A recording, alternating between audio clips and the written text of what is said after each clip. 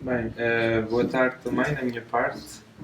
Eu tenho um texto que escrevi sobre o livro, mas antes de partilhar convosco o texto, vou ler alguns poemas do livro. E começo pelo poema que abre o livro, que diz o seguinte: Abro a boca e olho, abro o céu. Erijo a casa quando a luz começa e a manhã entra vertical pela garganta, convertida em claraboia a céu aberto. A boca é agora o telhado do corpo. Ou abro os lábios, como se corresse as cortinas para iluminar os intestinos carregados com as imagens anteriores. Amanhã é o gesto da luz que me desprende do bulbo soterrado das imagens. Germinam nos ductos internos do corpo, um cardo floresce no sótão e atinge a úvula ainda em sombra. Só a luz invoca o mobiliário do corpo, a aparência do bronze onde antes só havia ferro. Oxido na moldura do símbolo. Só o dia habilita a alegoria da casa. Enquanto a bilis se confundir com o alento, a casa começa na garganta.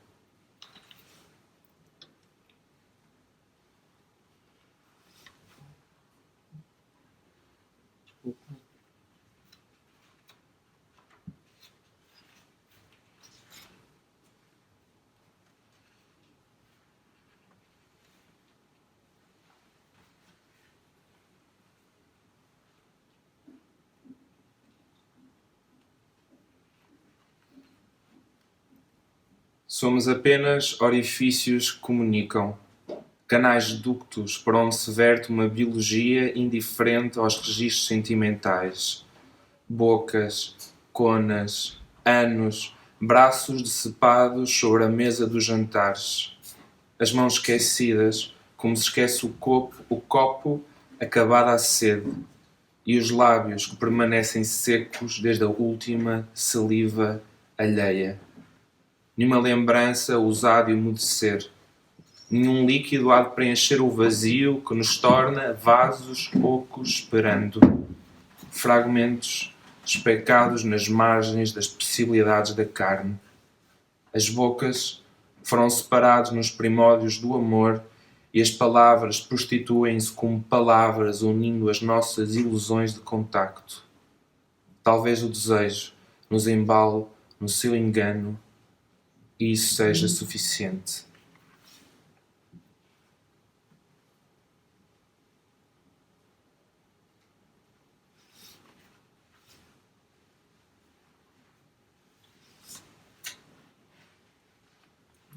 Desculpa.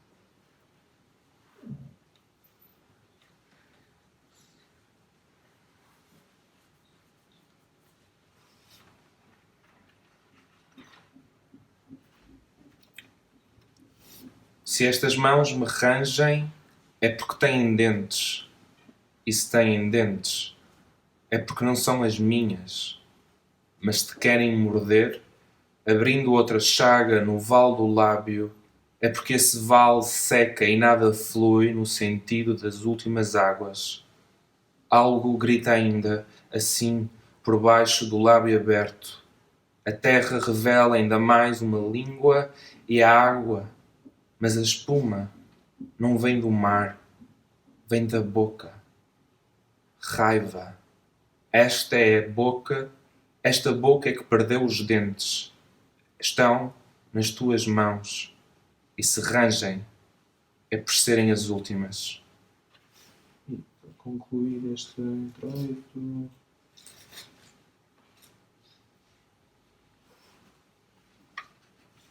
Aliás, se não vos parecer mal, ia mais dois. Pode ser? Sim. Pronto, obrigado.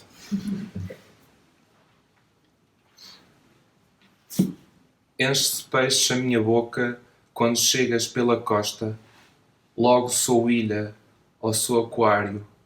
Tu és água recente ou catarata no meu cântaro aberto.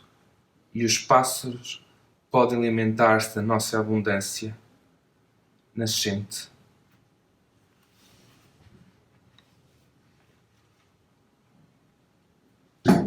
Terminando. Recorro à metáfora violenta para aceder ao teu corpo e coloco-o num pedestal. Rasgo-o de baixo para cima com o movimento ritual do ventre até à boca, porque sei que é nos intestinos que metabolizas as imagens anteriores onde a luz não chega. Eu trago os instrumentos do fogo e incendeio os órgãos internos. É na pedra que a luz afia o gume morno dos primeiros dias. Com as mãos separo a carne e os dias. Levo 2 pedras de sílex para atear a velha fogueira apagada.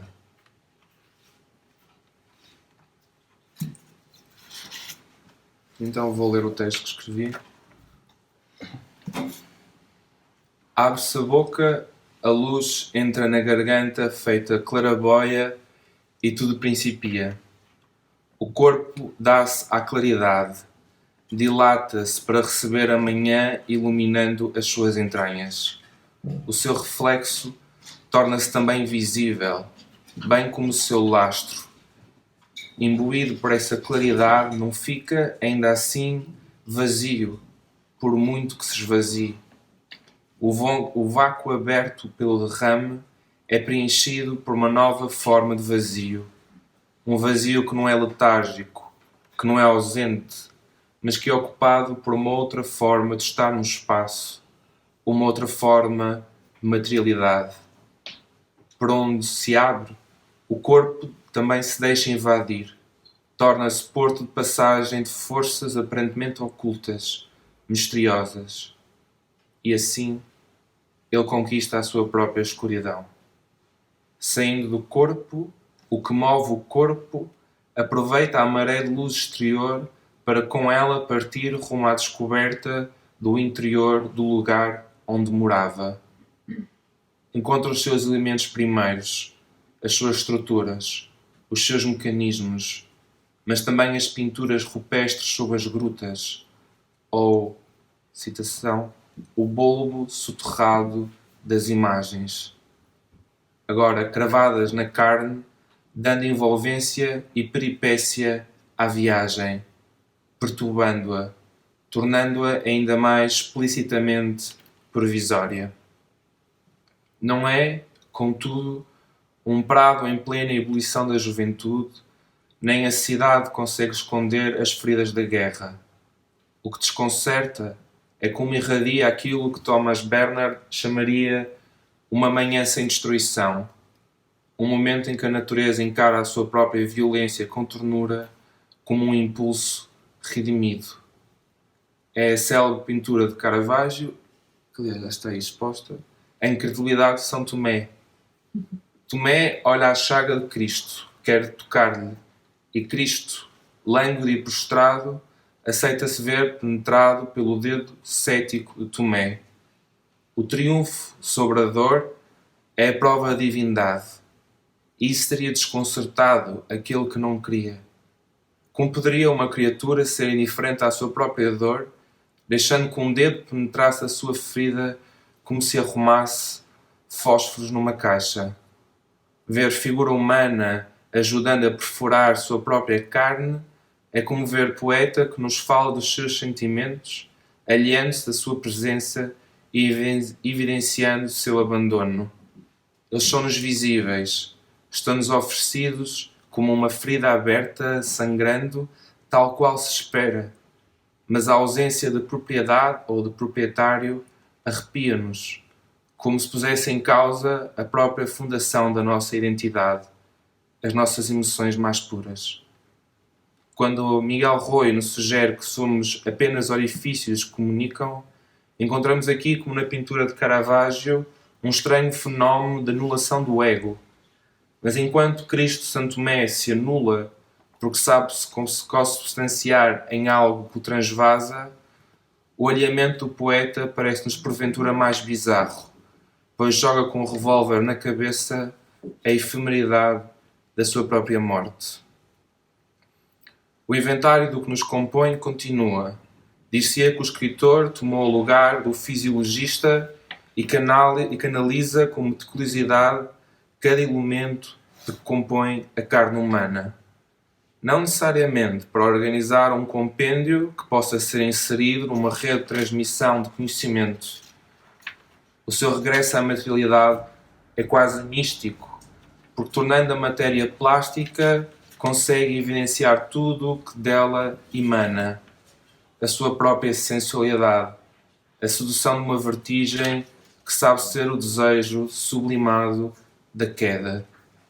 Mas ao anular-se, o sujeito procura anular aquilo que Freud dizia haver de mais íntimo e fundacional, a sua dor. Ainda que depois mergulhe nela, através das palavras, porque, muito embora elas prostituem, como Miguel diz, como palavras unindo as nossas ilusões de contacto, a sua duplicidade faz delas tão dignas de interesse quanto o corpo.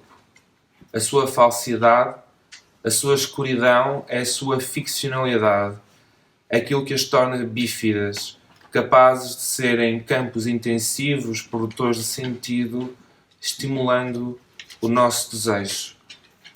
As palavras revelam-se a fundação do canto. Não se sabe bem como é que surge um corpo profundamente lúdico capaz de cantar, nem de onde vem esse canto. Se é um grito de agonia de alguém que se asfixia momentaneamente, se é um fenómeno milagroso sem origem sondável, se é, como outros, um fenómeno natural da paisagem. Sabe-se apenas que é indagando a carne e as suas feridas, que é encostando-lhe o gume como uma ameaça, que o canto começa. Talvez importe aqui relembrar o título do livro, Na Pedra a Luz afia o gume, porque estarmos perante uma teoria geral sobre as coisas da vida, não podemos deixar de notar uma certa equivalência entre a luz e o canto, sendo por isso válido questionar-nos, tendo em conta o que faláramos sobre a escuridão do corpo, se o que se procura com o canto não será desvelar alguns dos mistérios dessa sombra. Se esta hipótese fosse verdadeira, apunhalaríamos mais um fantasma do sentimento de identidade, porque nem o canto ou o discurso poético seria a prova de algum tipo de instância singular, de propriedade não partilhada com mais nenhum corpo circundante. Este canto assemelhar-se-ia mais a um coro do que a uma área, ainda que invoque a primeira pessoa do singular recorrentemente, como uma espécie de cobaia que é atirada na praça pública para depois experimentar o espancamento de uma multidão. Quando nos é dito, sou o sonho do cavalo dentro do homem, castrado na sua natureza aérea, é logo rapidamente rebatido, mas sou o punho no teu ventre arrependido, a mão na pedra que se recusa a abrir, por não revelar nada a não ser a disponibilidade total de um membro, ao que é acrescentado, mas sou a dentadura da morte, o único árbitro que sorri no escuro.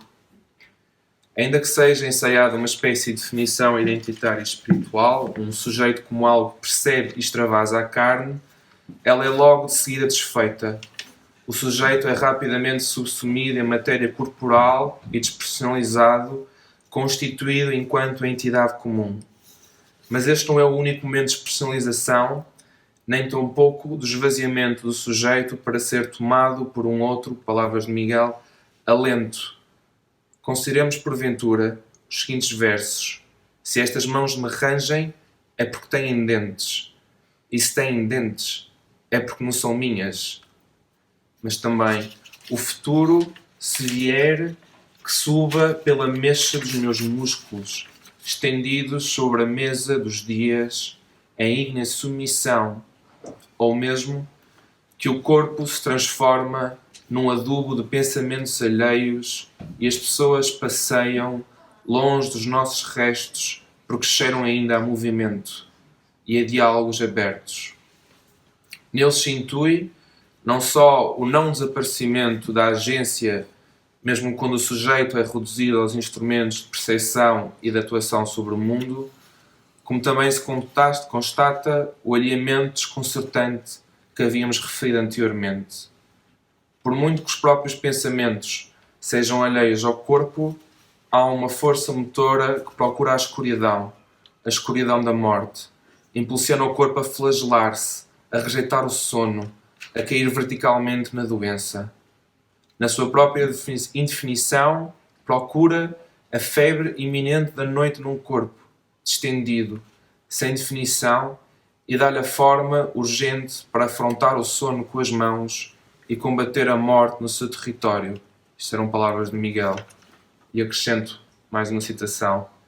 A noite trabalha a carne, com as mãos roubadas às insónias, e ousa todas as formas, até que uma brecha no escuro nos devolve as mãos e a luz. A confusão entre interior e exterior surge como uma consequência natural do desaparecimento do sujeito e viaja pelo livro todo. É o seu próprio fardo e, sarcasticamente, a prova viva da sua singularidade, porque não é nem o sujeito desaparecido puramente contemplativo de algo que é externo, nem tampouco o psicótico que transforma a aparência da realidade com as suas convulsões. É uma outra coisa, um corpo que mira a paisagem sendo a paisagem, ou uma paisagem que encontra no corpo o seu reflexo e sobre si, nele, medita, podendo ser um ou outro, ou mesmo os dois em simultâneo. Citação. Esta paisagem é o mundo que se deita sobre os nossos olhos, por pudor a ser desvendado, volta-se sobre si mesma como um animal ferido à altura da nossa vista. A relação umbilical entre a paisagem e quem observa parece sugerir que um e outro dependem da existência mútua para poder sobreviver, como se um e outro fossem o mesmo corpo. Talvez é perceber a sua condição de primeira fila no batalhão que este falso sujeito se presta a caminhar tão próximo da morte, sendo curioso observar que, quando se aproxima, ele torna-se cada vez mais apaixonado. A morte surge como uma fuga, uma nesga, ou, citando, frincha entre as vedações do sentido, um ponto sem retorno da vedação do sentido, mas também como reforço do alento. É sobre o parapeito dessa vertigem que caminhamos, como se tateássemos uma noite como um grande mistério cravado no céu da boca. Porque aqui, a morte e a noite são siamesas. Cito. Procura a febre iminente da noite num corpo distendido sem definição e dar-lhe a forma urgente para afrontar o sono com as mãos e combater no seu território. A noite para no corpo, enquanto o corpo escapa às sondas do sentido e é percebido por um alento incógnito, movido por forças recônditas. Este movimento centrífugo é um sinal de inteligibilidade, de inteligência, ou como diz o Miguel, começo a recear que é no nicho da sombra que principia a lucidez. Pelos corpos adentro, escravo, escavo para encontrar a luz. Muito embora não seja claro se isso chega para se falar de uma singularidade. Estou a demorar demasiado tempo. Tenho só mais 2 páginas e meia. Já foram 3. Seria impossível falar-se da anulação do sujeito sem falar da morte, porque a morte é a sua arena principal. A morte e, aliás, a noite são sempre elevadas ao enigma primordial que seduz e atrai o sujeito a abandonar-se e a deixar-se navegar pelas suas ondas, ainda que o perigo de afogamento seja evidente. Como diz o Miguel, só a incógnita remete para o desfecho do ego, ou uma hermenêutica do invisível.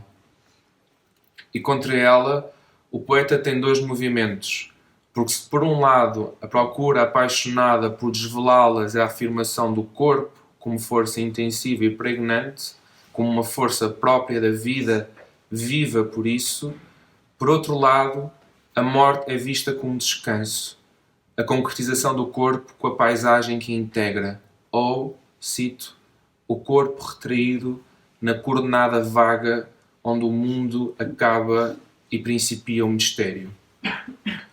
Ainda que este livro não seja propriamente uma elegia fúnebre, porque nos fala, porque os seus órgãos estão vivos, a boca, a garganta, os seus olhos, as mãos, a úvula, a sua bilis trabalhando ainda, os tímpanos tísicos, de tudo conservar.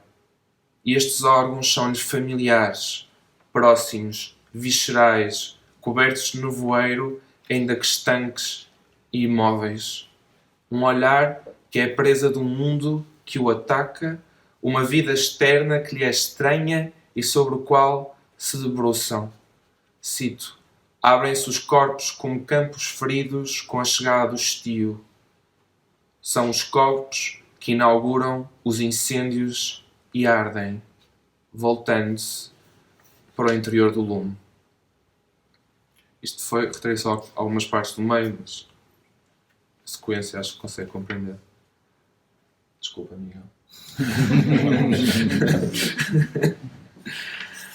Em novo desconcerto, é que não só os órgãos trazem a expulsão fulgurante de uma vida que está para lá do corpo, como essa vida nos traz o rastro de outras narrativas, pegadas de cabras que passaram para nos beber os sonhos.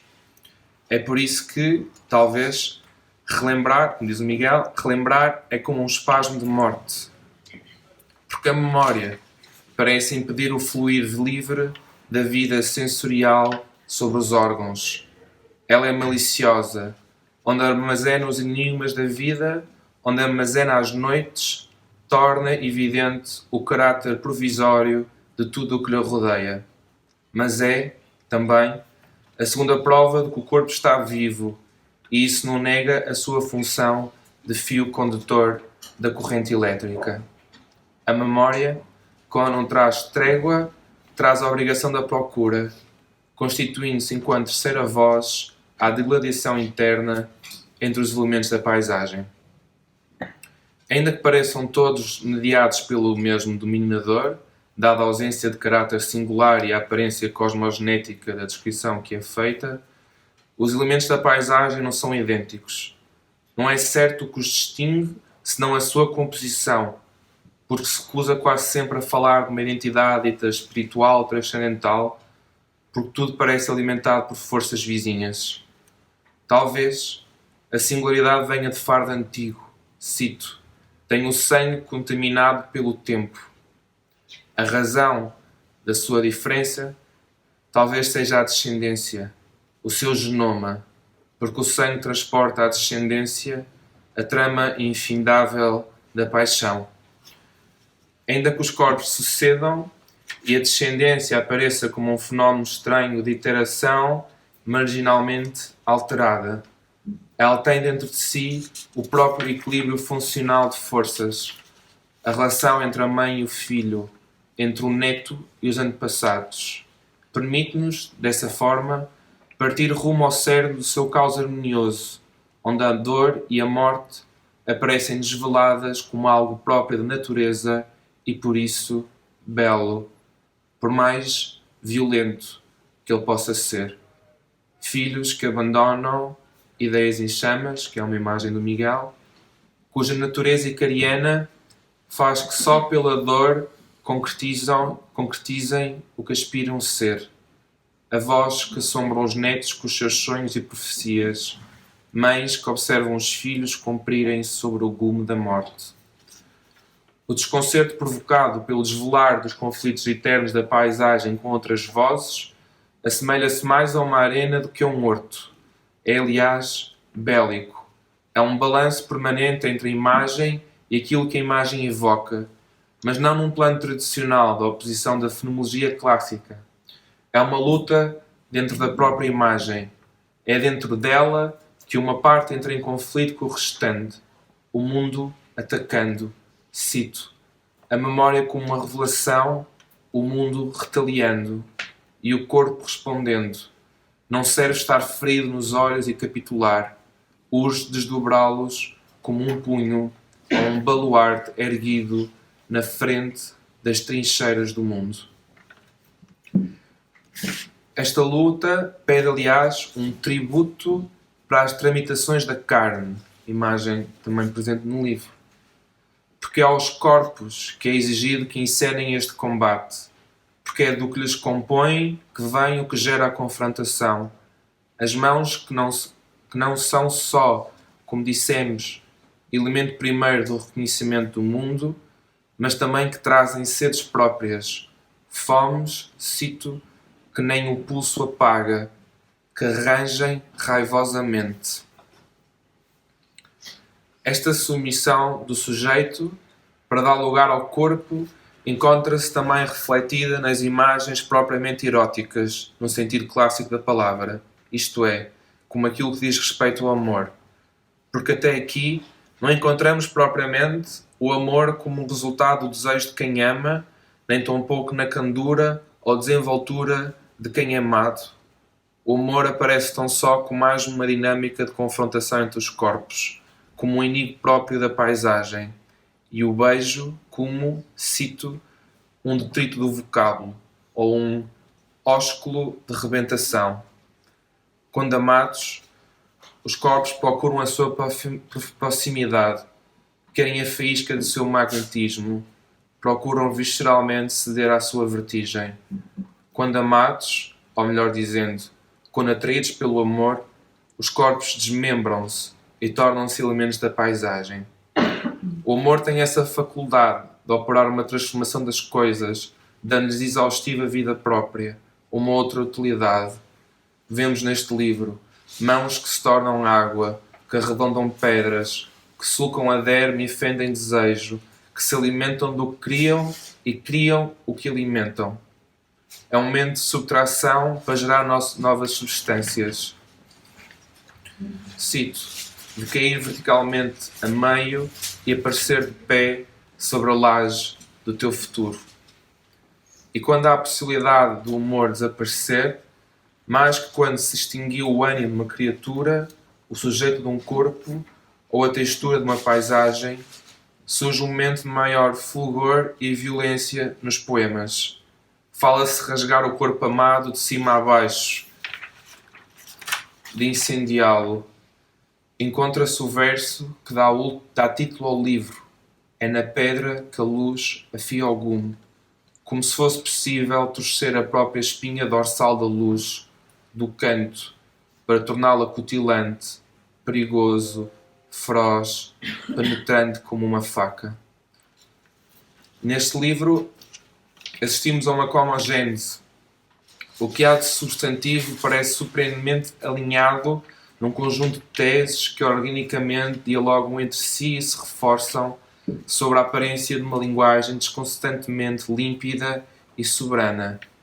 Tem lugar um teatro dos corpos, alimentados pela sua própria paixão, mas sem ter, propriamente, um pendor onírico, uma fabulação romantizada. A paisagem está descarnada, despida, os ossos expostos. Onde desconcerta é a sensualidade que evoca este develar, por vezes tórrido, por outras vezes sereno. Os corpos, enquanto atores, figurantes e cenário, procuram-se e procuram-se a si próprios. Enfrentam a noite e a escuridão tudo o que lhes rodeia, do seu desígnio, do seu passado, da sua descendência, da sua paixão. A dor e a morte despem-se, apresentam-se puras, não mediadas, escorrendo sem coágulo. Só, talvez, na memória dos anciãos da família surge uma afeição que se dir-se-ia pessoal, mas em todo o resto é um livro completamente acabado e que nos perturba na medida em que se alheia categoricamente o que nos é próximo, como uma casa nossa que nunca visitáramos, onde de cada aresta depende o confronto com a ruína. Na mesma medida que se afasta de si próprio, procura-se a si próprio como um outro, como um olhar projetado fora do crânio para o corpo, mas não como um corpo que se olha ao espelho, porque não é necessariamente reflexivo, não é um sujeito que se pensa, é algo que pensa fora do sujeito, sobre o sujeito, e que para isso usa o que vê, as pegadas que invocam a passagem do tempo. Não há linhas de fuga projetadas por eventuais desequilíbrio. As únicas linhas de fuga são as que o seu próprio corpo indica e lança para lá de si, um corpo desmembrado, para depois ser recozido e ainda assim manter todo o seu potencial alegórico, a sua fantasia. Foi a isto que quis chamar desconcerto. Um dedo outro entrando em ferida alheia, sendo um dedo nosso entrando em ferida nossa. Obrigado.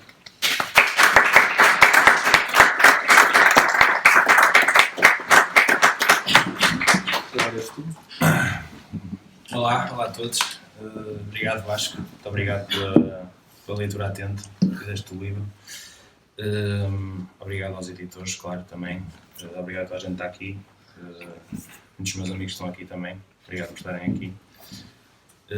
Eu disse que não ia ler um poema do livro, mas acho que vou ler um poema do livro. E depois gostava, hoje como é o dia do livro, também gostava se calhar, porque é assim um livro, especialmente um primeiro livro escrito, na verdade também é uma homenagem a muitas outras leituras que se fizeram. Para mim, em particular, houve algumas leituras de alguns poetas que foram muito marcantes e significativos. Então vou ler um poema do meu livro e depois se calhar gostava de ler um poema de outros poetas, já vou dizer.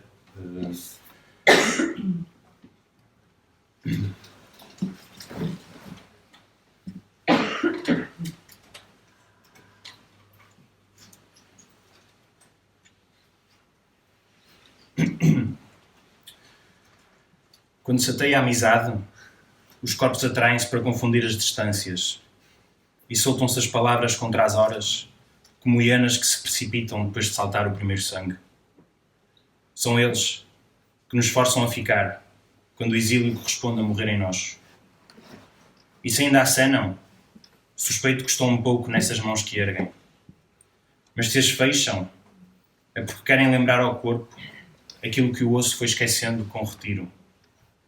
A dor da companhia, latejando no esqueleto da memória como uma fratura. São como golpes. É o que de mais ventral há a dizer sobre os amigos.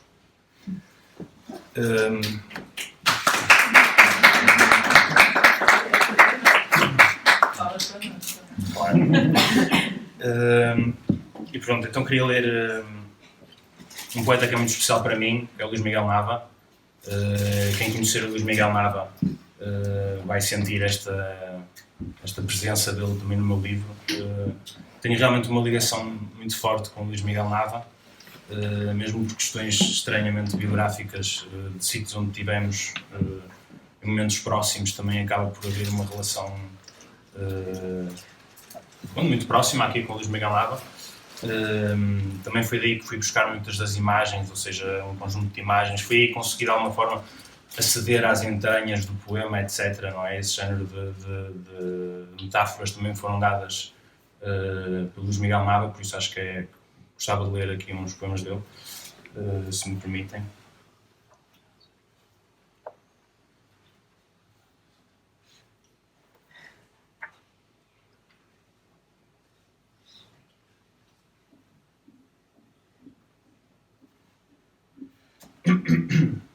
Portanto, este poema é o primeiro de O Céu sob as Entranhas, não é? Já vemos aqui certas imagens dos intestinos e tal, mas portanto, este poema é o primeiro, não é? Que abre o livro, que é: do céu pende a folhagem, a miúda angústia, a que de novo apoia os cotovelos, adquire aqui tonalidades de ouro.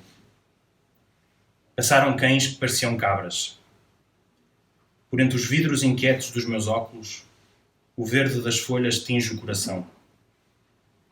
Nas ervas que crescem no meu espírito, pequenos animais escondem o focinho. O mar vem agarrado à luz. As árvores desafiam o solo, como se nele tivessem as raízes enterradas. Era eu a ler. Que chama Através da Nudez. Este garoto é fácil compará-lo a um campo de relâmpagos, encarcerando um touro. Através da nudez vêm-se os astros. É onde o poema interioriza a sua própria hipérbole, a paisagem.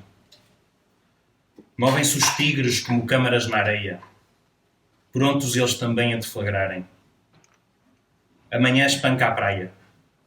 É impossível descrevê-la sem falar dos fios deste poema que a cosem com a paisagem. E agora queria ler só um último, que é do António José Forte, que é também um poeta que é muito importante para mim. Ele tem um livro que se chama Uma Faca nos Dentes, dentro do todo o imaginário dos cotelos e das facas, acho que também veio daí. Por isso, este tem aqui no telemóvel. Vou ler este poema que, pronto, é bastante conhecido, António José Forte, mas acho que é muito bonito, que é o Poeta em Lisboa. 4 horas da tarde. O poeta sai de casa com uma aranha nos cabelos. Tem febre, arde. E a falta de cigarros faz-lhe os olhos mais belos. Segue por aquela rua, sem pressa de chegar seja onde for. Para, continua, e olha a multidão suavemente com horror. Entra no café. Abre um livro fantástico, impossível, mas não lê. Trabalha, numa música secreta, inaudível. Pede um cigarro. Fuma. Labaredas loucas saem da garganta. Da bruma espreita uma mulher nua, branca, branca. Fuma mais, outra vez. E atira um braço decepado para a mesa. Não pensa no fim do mês. A noite é a sua única certeza. Sai de novo para o mundo. Fechada a chave, a humanidade janta. Livre, vagabundo, dou-lhe um sorriso nos lábios, canta. Sonâmbulo, magnífico, segue de esquina em esquina como com um fantasma ao lado. Um luar terrífico vela o seu passo transtornado. 6 da madrugada. A luz do dia tenta apunhalá-lo de surpresa. Defende-se à dentada da vida proletária, aristocrática burguesa. Febre alta, violenta, e 2 olhos terríveis, extraordinários, belos. Fiel, atenta, a aranha leva-o para a cama, arrastado pelos cabelos. É isso.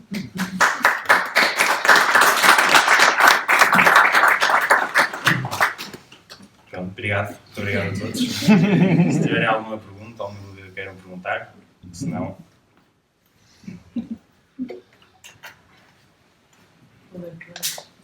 Faça, eu preciso. Agora tens que te façam perguntas. Posso ler, se quiserem, outro poema para quebrar? Sim, faz coisas. Claro, é sempre esta tensão. Alguém quer perguntar alguma coisa? Vou ler então, se calhar, mais um poema do meu livro. Daqui do... Para quando o próximo livro? Não? Este foi tão bom, queremos outro. Está complicado agora. Tem tido uns dias bastante complicados. Sinceramente. O próximo livro? Eu e o próximo livro. Estamos complicados. São interdependentes. Exatamente. Pronto, vou ler então mais um poema. Este é meu. Tento recordar. Um vigor primário ecoa-me pela medula e renasce na nuca, arrepiando-me o esquecimento e forçando-me a regressar. Tenho o sangue contaminado pelo tempo. Levo uma criança coagulada no plexo. No início foi a infância. Escuto os cascos que me batem contra a cerâmica interna do corpo. Não sei o que espera, para desimpedir as condutas obstruídas da puberdade e soltar galope. Criança cabra, garraio. Sofro-lhe os chifres, que esfregam precários o mel dos alveolos com o fastio de permanecer encerrada. Tornam-se de âmbar escuro ou de obsidiana. E bastaria um bramido ou investida entre o tórax e o pensamento emergente para crescer por dentro e soltar a criança com chifres pelos corredores capitulados. Levar as patas preparadas sobre a cabeça como uma crina para o escape. Porque eu seria a criança fera nessa hipótese. Mais um. Mais um. Conheço.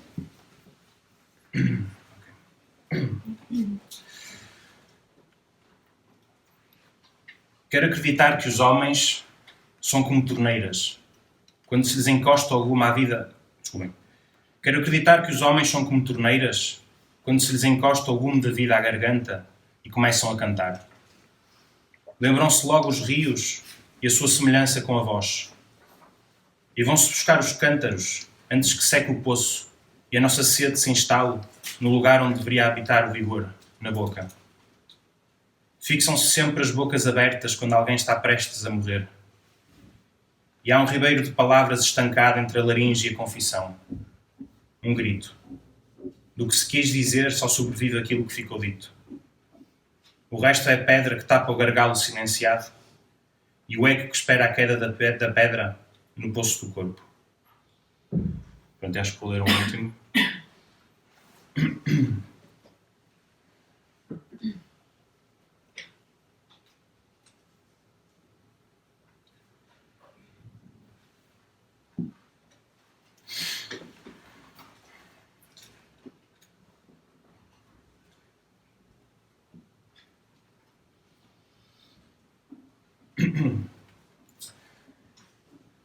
As mãos foram as primeiras a ceder quando abandonaste os lugares. Definitivamente. Caíram-te de uma só vez, como os frutos que se abrem quando encontram o chão e revelam a sua polpa à fome dos animais mediterrâneos. Assim tu, na despedida, feito pasto cercado, por seres famintos que chegam coroados de indiferença, atraídos pelo forte odor do abandono. Uma terrível compensação vegetal, enquanto nós, os abandonados, ficamos no reverso da partida, recusando-nos a sentar à mesa, invadidos por outra fome, que nenhum pulso conseguirá aliviar. Muito bem.